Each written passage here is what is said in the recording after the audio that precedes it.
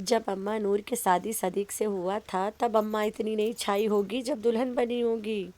بڑھاپے میں صدیق کے چھوڑی ہوئی دلہن اتنا چھا گئی کہ صدیق بھی گھبرا گیا کہ میری بیگم چھا گئی۔ وہ بھی چھوڑی ہوئی دلہن جب شادی کیا تھا تب دلہن بنی تھی، تب تو یہ نہیں چھائی تھی، اسی ٹائم چھا جاتی تو میں دوسری شادی کرتا ہی نہیں۔ تو اب اماں نور بن گئی وائرل اماں نور، ٹرینڈنگ اماں نور، دا گریٹ اماں نور، بولے تو اسٹرونگ اماں نور، چنی ہوئی اماں نور ہو گئی۔ اور کون سی اماں نور تم لوگ کمنٹ میں بتانا، اکلوتی ابلہ ناری اماں نور۔ بھائی گاؤں میں ہر 2 گھر چھوڑ کے 3600 تمہیں ایسی اماں نور ملے گی جن کے ساتھ ہوتا ہے وہ منہ دبا کے بیٹھتے، وہ بولنے کے قابل نہیں رہتے ہیں۔ اور یہ جو یوٹیوبر ہے یا یوٹیوبر ابلہ ناری، اس کے ساتھ ہوا ہی نہیں، تبھی تو اچڑ اچڑ کے گیت گا رہی ہے روزانہ۔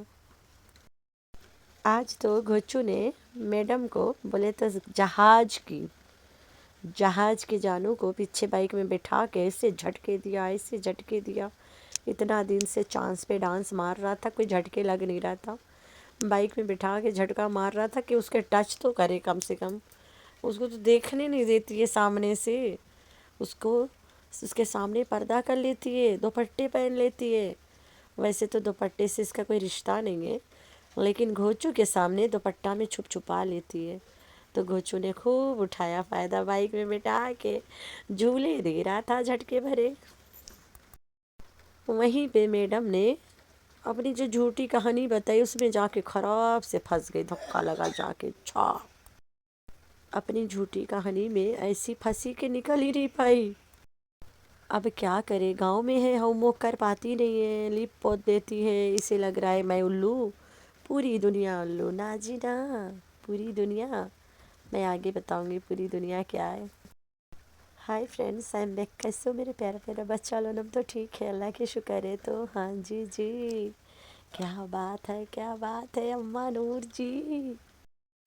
کبھی کہتی ہے کہ مصطفیٰ کراچی میں پیدا ہوا ہے اور میری ماں نے اور سلمہ نے میرا خیال رکھا تھا، روبینہ باجی تھی، پکا کے کھلاتی تھی۔ کبھی کہتی ہے کہ میری شادی ہوئی، میں اکیلی چھوٹی سی بچی تھی اور بیگ بھر کے کپڑا لے کے کراچی گئی، مجھے کپڑا دھونا نہیں آتا تھا، ہسبینڈ نے وائٹ سوٹ دیا دھونے کے لیے، میں پورا دن لگڑی۔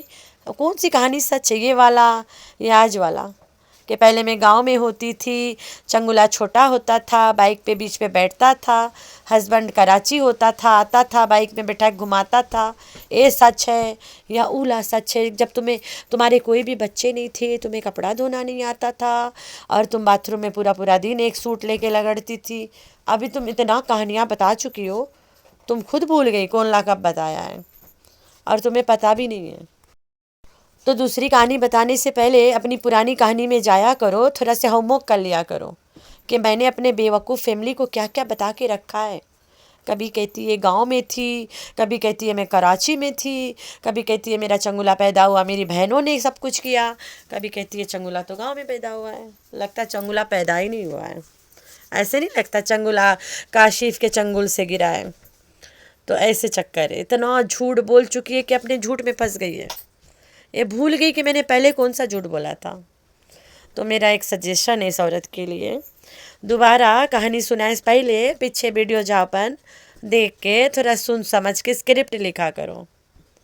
تب لکھتی تھی اسکرپٹ، تب گڑبڑا نہیں رہی تھی تب، اب گڑبڑا رہی ہے بیچاری، کیونکہ اب پرانا اسکرپٹ بھول گئی ہے، ویسے بھی دماغ سے خالی ہے گجنی کہیں کے۔ تو بھائی دوبارہ تم کہانی بتائے سے پہلے تمہارا میرا ایک ہی سجیشن ہے، پرانی کہانی کو ہوم ورک کرا کرو، ٹھیک ہے؟ تمہیں لگ رہا ہے کہ پرانے لوگ تمہیں دیکھنا چھوڑ دیے، نا جی نا، ان کو تو تم نے تعویذ پلایا ہے، تم نے ان لوگوں کو تعویذ پلایا ہے، وہ اپنے بندے چھوڑ دیں گے، اپنے اولاد چھوڑ دیں گے، اپنا گھر چھوڑ دیں گے، اپنے ماں باپ چھوڑ دیں گے، دنیا بھی چھوڑ دیں گے، لیکن تم میں نہیں چھوڑیں گے۔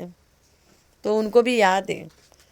اس کے ایک سپورٹریا نے کومنٹ کیا ہے کہ پہلے سوچ لو کہ آپ کون سی کہانی کہاں بتانا ہے، پہلے تو تم نے یہ بولا رہا، ابھی یہ بول رہے ہو، کیا بات ہے؟ تم سے اچھا تو دادا امین کے یادداشت اچھا ہوگا، اسے اتنا تو یاد ہے کہ گھوچو لاہور میں پیدا ہوا ہے. جب امین دادا نے بصیرہ نانی کو کھدیر دیا رہا گھر سے، وہ لاہور میں جا کے پیدا ہو گیا رہا. پتہ نہیں اب کدھر سے پیدا بھی رہا ہو، تو نانی بصیرہ جانے. تبھی تو کالا سر ٹیڑھا دانت والا پیدا ہو گیا ہے. خالد امین، زاہد امین اور شاہد امین، چاروں کے اور گھوچو امین کو ایک لائن میں کھڑا کر دو. جو شاہد ہے اور خالد ہے وہ تو بھائی لگتے ہیں، by hook and by crook. اور یہ جو گھانچو ہے اینڈ دیٹ ون، ارے سمجھ گئے ہو نا تم لوگ، زاہد امین. تو زاہد امین تو ڈپلیکیٹ آف دادا امین، ٹھیک ہے. یہ گوچو کس کے ڈپلیکیٹ ہے؟ گوچو جیسے بندہ ہم نے تو گاؤں میں کبھی دیکھا ہی نہیں. ابھی میں یہاں نام لے نہیں سکتی ہوں، فیروزہ والوں کی طرح دکھ رہا ہے. ایک گاؤں ہے ہمارے گاؤں کے اور گھوچو کے گاؤں کے بیچ میں، فیروزہ نام ہے. وہ آدمی، ارے ابھی میں بول دیا، وہ آدمی میرا ویڈیو دیکھتا ہے اور کمنٹ بھی کرتا ہے. گوچو وہ آدمی کے رقم لگے جو خدائل آدمی ہے، سعودی عرب میں رہتا ہے، جس کے ڈرامیرا نے کانٹیکٹ کیا تھا، اس کے جیسا دکھتا ہے، کلو سانڈ. اب تک تو وہ آدمی سمجھ بھی گئے ہوئی کہ میں اس کے بارے میں بات کر رہی ہوں، ویسے تو گوچو بھی سمجھ گئی ہوئی. لیکن وہ آدمی جو 50,000 کے چیک دکھا رہا، ارے چیک نہ چیک ریسیٹ دکھا رہا تھا کہ سٹو مجھے اپنی ایک فوٹو کے 50,000 لیتی تھی. سٹو 50,000 مانگتی تھی تو مجھے اپنی ایک تصویر کھینچ کے بھیجتی تھی. گوچو تھوڑا اس کے جیسے لگتا ہے، کہیں اس خاندان سے تو نہیں بلونگ کرتا ہے گوچو. تو آج ہم نے گھونچو کو پورا یہاں پہ رکھ کے ڈسکرائب کر دیا ہے. ایک غریب اماں نور کے گھر میں گئے دعوت کھانے، ٹھیک ہے. جب یہ گھچوائن نے، آج سے سٹو کے نواں نام ہے گھچوائن نا، جب بائک میں بیٹھ کے گھوما ترے کاسف کے بائک میں، you know that bike is CD70، چھوٹا بائک ہے نا. میں اور میرا ہسبینڈ جیسے کہ ایک کپل بنتی ہے اگر، تو نہ ہم لوگ موٹے ہیں، نہ ہم لوگ بونے ہیں، نہ ہم لوگ لمبے ہیں، نہ ہم لوگ ہلکے ہیں، پتلے ہیں، برابر ہیں. تو ہم دونوں 1 to 5 میں ہی اچھے لگتے ہیں. میرا سسر ہمیشہ بولتا ہے کہ تم دونوں 1 to 5 میں اچھے لگتے ہو، میری چھوٹی بائک میں نہیں اچھے لگتے ہو، کیونکہ ہمیشہ سے ہم نے تم دونوں کو اسی میں دیکھا ہے.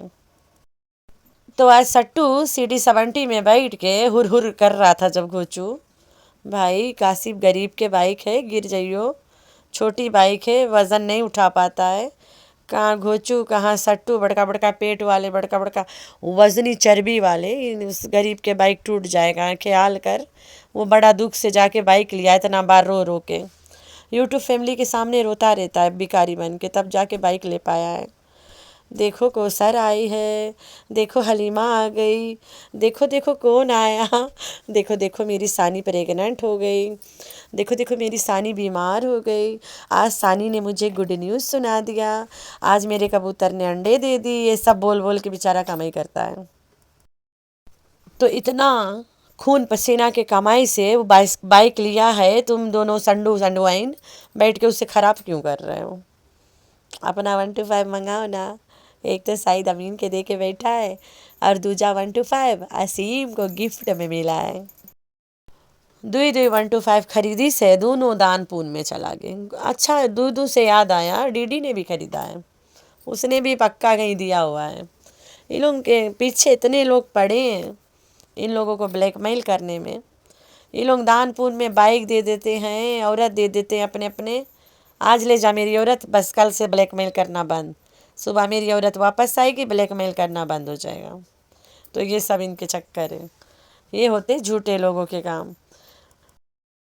پورا فوج جب بٹر کے گئے اماں نور کے گھر، اماں نور کے بلو رانی ننند لگ رہی ہے نا. تو تم سب کو پتہ اماں نور کھانا خود بنائی ہوگی، بلو ننند ہے جا کے بنواتی اپنی بھابھی کے ساتھ. لیکن نہیں، بلو رانی نے اپنے ماموں جان کو نہیں پورنا ہے بیٹھ کے. ماموں جان جب چاہتا ہے بلو رانی کے بستر میں چڑھ کے سو جاتا ہے، بلو غصہ کرتی رہ جاتی ہے، او ماموں کم سمندی میرا کھٹیام کیوں سو رہا ہے. روزانہ کمپلین، روزانہ. وہ بڈھا کو بھی بلو کے مہاک سے بس مزہ آتا ہے. بلو کو ایک خوشبو لینے کے لیے دادا اس کے کھٹیام سو جاتا ہے.